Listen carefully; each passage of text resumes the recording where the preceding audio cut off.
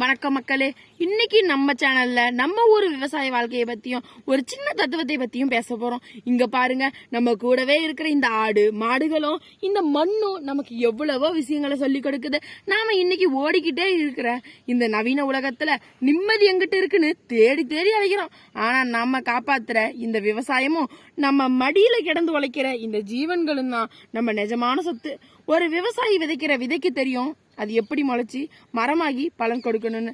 அது போலத்தான் மக்களே, நம்ம வாழ்க்கையில நாம செய்யற ஒவ்வொரு நல்ல உழைப்புக்கும் அர்ப்பணிப்புக்கும் கண்டிப்பா ஒரு நாள் பலன் கிடைக்கும். அவசரப்பட்டு எதையுமே சாதிச்சிட முடியாது. இந்த நிலம் மாதிரி நம்மளும் கொஞ்சம் பொறுமையா விடாமுயற்சியோடு இருந்தா நிச்சயம் வெற்றி பெறலாம். இந்த அழகான கிராமத்து சூழலும் இந்த தத்துவமும் உங்களுக்கு பிடிச்சிருக்கும்னு நினைக்கிறேன். இந்த வீடியோ பத்தின உங்களோட கருத்தை மறக்காம கமெண்ட்ல சொல்லுங்க. மக்களே, நம்ம சேனலை இன்னும் சப்ஸ்கிரைப் பண்ணலன்னா மறக்காம சப்ஸ்கிரைப் பண்ணிடுங்க. நன்றி, வணக்கம்.